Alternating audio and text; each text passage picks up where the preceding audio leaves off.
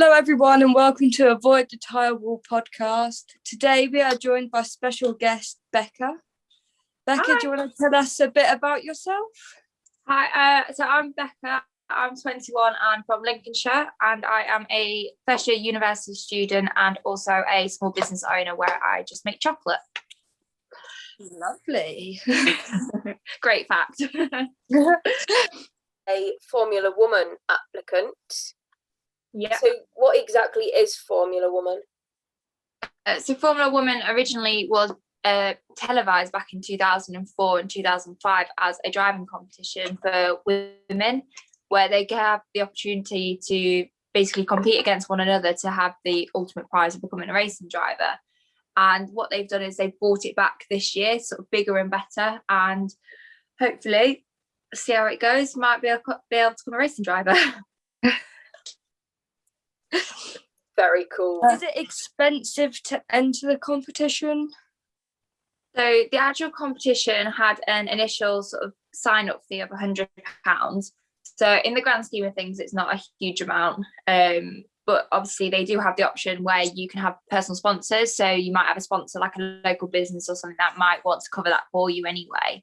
And then after that £100, everything like your assessments and all your track time and stuff like that is all included. You do get a welcome pack as well, which is quite cool. So you get a cool little face mask and like a lanyard and a pen. It's very exciting. And then really it's for what you're getting, you get 100% get the chance to go on track and have your first assessment. So £100 to get on track for a day is, in the grand scheme of things, nothing. So it's not really expensive if that's your sort of interest kind of thing. Why did you decide Formula Women? So I saw it on Facebook.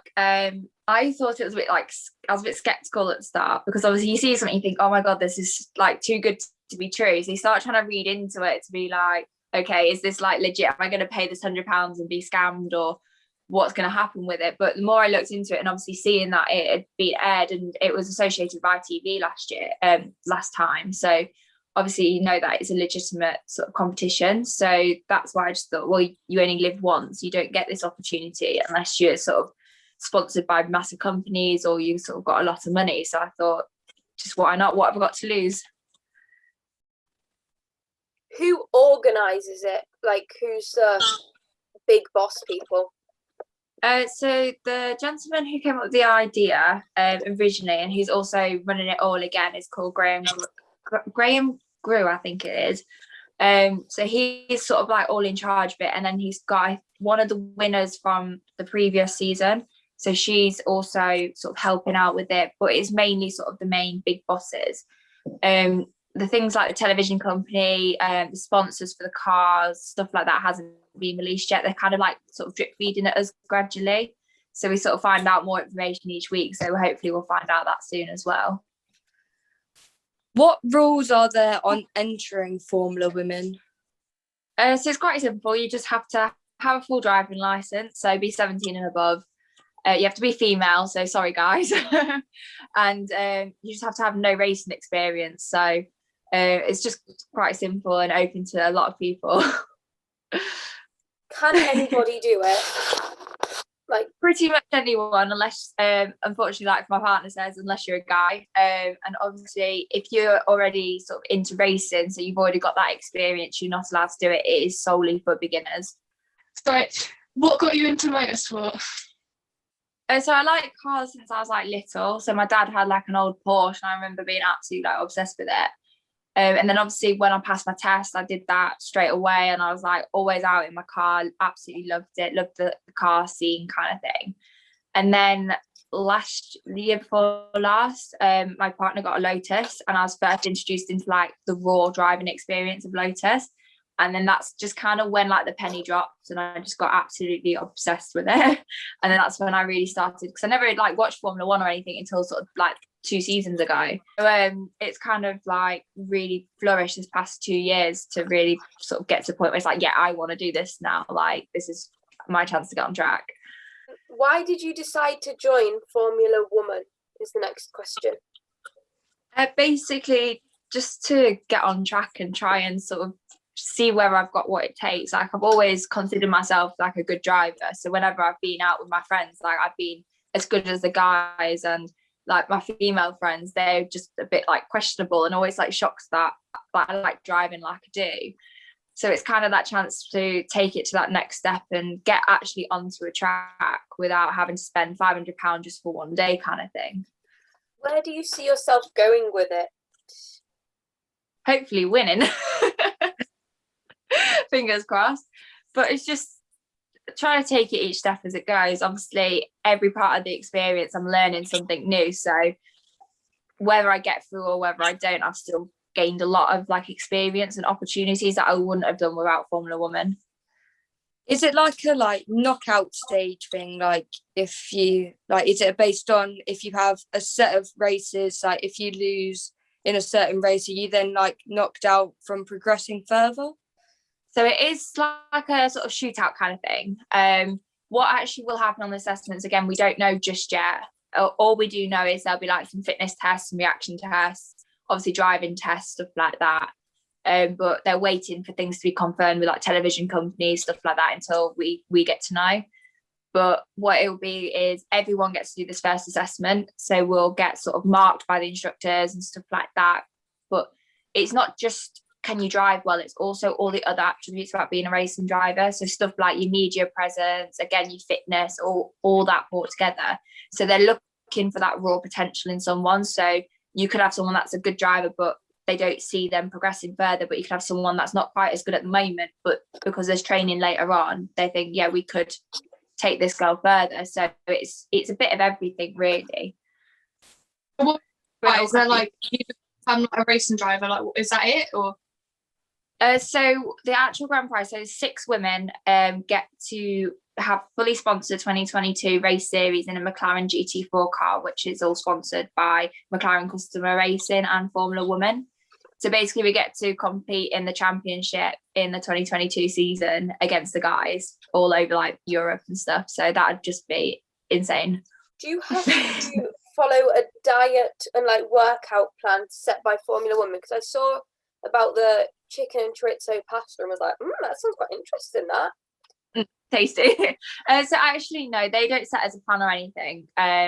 Obviously, when I joined and sort of looked it all up and stuff, I wanted to make sure I could do everything I physically could do myself to give me the best chance. Because then if I go and I don't get through, I can't be like, oh, I wish I'd done this, I wish I'd done that. I've done everything I can. So obviously, with there being fitness testing, I literally couldn't run 100 meters without having a heart attack. So I was like, yeah, I need to get my butt into gear right now. So I started really cleaning up my diet, sort of training. I train 5-6 times a week now at the gym and doing like my running and stuff like that to really kind of get myself into the best shape possible, so that it's that side of the sort of assessments is I can be confident that I've done everything I can with. I've written here, well, no, actually, Kate wrote this. What training are you currently doing for the competition? So, like, do you go for a run every day or, like, do weight training specifically? I can't think of any other gyms. So. So, at the moment, I do 5 to 6 weight training sessions a week. These are about like an hour long. So, it's kind of on the rotation of I do chest and shoulders one day, legs another, back another, arms another, abs within that kind of thing, and like balance and stability. And then I do kind of like 4 running sessions. So I do a simulated bleep test on the treadmill on a Monday, just because obviously everyone seems to measure fitness by bleep tests. So I'm kind of like training myself up for that because I know I hate them so much. But I was like, okay, if I do a few and I know I can get an okay score, I'll like be a bit more confident in it. And then I just do like a 30-minute treadmill run, sprints, and then a long run on a Friday, and just try and get that side of things a bit sort of up to speed. Because like I said, I literally could not run 100 meters like 3 months ago. So I'm just a bit like, oh God, I need to sort of focus on that, because obviously that's what they'll do. They'll either do a mile and a half or a bleep test. So that's the scary part. I'd rather, that's the bit I'm more worried about than the driving. Do you have to have any safety, like helmets and like race suits and all that jazz? I think for the initial assessments, it's definitely going to be helmets. I know all track day rules are, obviously depending on the car, basic track day rules is if it's a normal car, you have to have like the half face helmet. And then if it's a convertible, you need the full face helmet. Whether these are provided or not, I'm not too sure, but I do have my own anyway. And then I'd imagine it might just be things like some racing gloves, because obviously your hands get very sweaty and sort of gross when you're driving. You don't want your hands to slip. But when you actually get through to actual racing, then that's when you need like new race suits, your neck brace, and all that sort of stuff. Do you have your helmet present with you that you could show us by any chance? I can go and fetch it. It's a motorbike helmet technically. So my partner is doing his first track days this year, and a helmet's like £100 for like a half decent one. And my aunt's fiance is into motorbikes and racing on track, so he was like, "Oh, I've got 9 helmets. You can just have one of mine for now until like you can get your own." So he like bought loads around for me to try on to find the best one. But I'll go and fetch it quickly for you. Do apologise for not finding it. That's it at the moment. Like I say, it is a motorbike helmet, but it does the job for now. Well, until I can get my own, hopefully. It's snazzy. It's nice and vibrant. It's covered in a few dead flies, but you know, it was free, so I'm not going to complain. If you didn't get the chance to drive the McLaren, which we all hope you do because you're very cool, Thank you. do you think that would knock your confidence and or hinder your chances to become a racing driver, or will it make you more determined? I think actually becoming a racing driver, it's all about opportunity. So obviously this is the opportunity of a lifetime to get into a championship like that. I mean, to actually, for a team to enter, you need, I think it's just shy of £1 million to enter the competition that's being sponsored. So that's based over 3 drivers. So if I wanted to go and do that, I'd need 333,000. And I don't really have that spare, sadly. So I think that's that level of things. It would sort of obviously put that barrier of finances back up. But the actual whole following my journey and sort of looking for sponsorship and getting more involved in motorsport, it won't hinder at all, because that's something I can carry on, like the YouTube and the Instagram, and sort of go into track days and events and stuff. Obviously, I want to get my car on track as much as possible, hopefully. But again, that's something I'm looking for. And Formula Woman has opened the opportunity for me to have that more likely. So obviously, because that's training, because obviously getting on track is going to be amazing training. I can now approach sort of people and businesses as sponsors to help me get that car on track in return for them, obviously, me showing them off essentially. So hopefully I'll be able to get on track anyway and just keep that passion sort of lit. So like, what have you guys ever heard of Formula Woman before, or sort of seen other bits apart from obviously the Instagram page? I saw it on that Facebook community and was like, oh, this is well cool. Oh, I'm too young. Oh wait, yeah, no, I think I did see it. Yeah, because I said to my friend, oh yeah, I'm going to do that when I pass my driving test. So by how many points did Mick Schumacher win the 2020 F2 season by over Callum Ilott? A, 10, B, 20, or C, 14? Oh, it's multiple choice. At least I've got 1 in 3 chance of getting it right. I'm going to go A10, because I know it's quite close. Nope. How many father-son duos have won an F1 title? So the father's won a title and the son's won a title. Okay, I'm thinking now. Oh god, is this like ever? Because I literally only know in like the past 2 years of people, and I know like one. There's some are quite recent, and then some are like the 90s. Okay, there's a few. I'm gonna go like 14, because I think it's quite high, because it's it's not 2. It's Verstappen, one of them, because that's the one I'm thinking. No, and there is that race. Jos didn't win a title, and Max hasn't won a title yet. Oh god, yeah, of course. Question. Which 3 races make up the Triple Crown of motorsport? Oh my god, this is when I need my boyfriend, because he would literally answer all these perfectly, and I have no idea. Oh, so like just 3 like races in general, or 3 F1 races? It's like one is F1, and then the other 2 aren't F1. Okay. I'm thinking like Monaco. Yep, that's one. Yes, I got something right. I'm happy. Got one. The only other things I could think of is something to do with maybe like Indy 500 or 2. Genius. I'm trying to think now. The only other things I can think of is either like some NASCAR or rally based. 24 hours of Le Mans. Oh, Le Mans. Yeah, of course. And can you name the only ever driver to win the Triple Crown?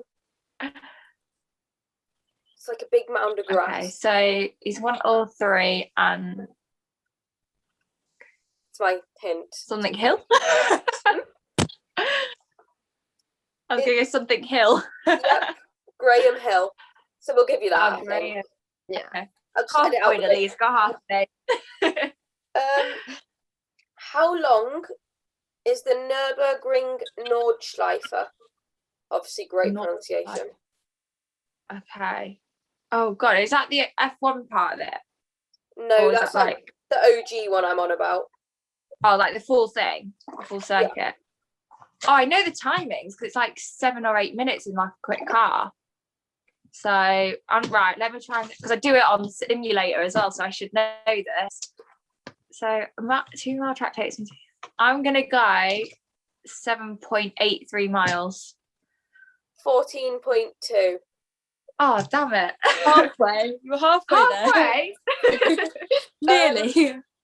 I was going to say, I know in a really quick car, like like a GT3, it takes about 7.5 minutes, 8 minutes kind of thing. So I was trying to base it off of that. What is Ferrari's nickname? Like, what's it known as? It's something to do with the horse, isn't it? Yep, but the horse is doing an action. The Italian stallion or something like that. This is appalling for me. This is absolutely appalling. They're going to listen to this and be like, yeah, we don't want her in motorsport now. She doesn't know anything about it. This is more recent. How many race wins has Charles Leclerc had and where were they? Oh, God. I know he's not won at Monaco. Bless him. It was in 2019, if that helps. 2019. Oh, was it? It was Italy, wasn't it? I swear it was like Ferrari's home race. That's the one. I can't think of what the track's called. We'll just accept Italy, I think. Yeah. And then there's another one. Oh, sorry, I just gave you the one answer. Was it? Did he win at like the Red Bull Ring once? No. Facials in a supermarket in the UK. Oh God, I've no idea. Oh, what? Sorry. A dodgy shop. A dodgy shop. Poundland. Like massage. Oh, spa. Yeah. Joking. Team was Jenson Button driving for when he won his title in 2009? Red Bull. Damn it. Which later became Mercedes. I wouldn't have known that at all. In which country was the title Grand Prix used? I'm just going to go England. And can you identify, let me cover it because I wrote it on here, this track? Oh, bloody hell. Oh, I'm cutting half of it off. Do you want a hint? Yes, please. It's like it's this weekend track. Oh, Baku. Megan. Baku. Yay! I said I think because I wasn't actually too sure. Thank you, Becca, for being a guest on our podcast. Sorry if Thank you for having me. Yeah. Thank you. Thank you for having me. It's been good fun.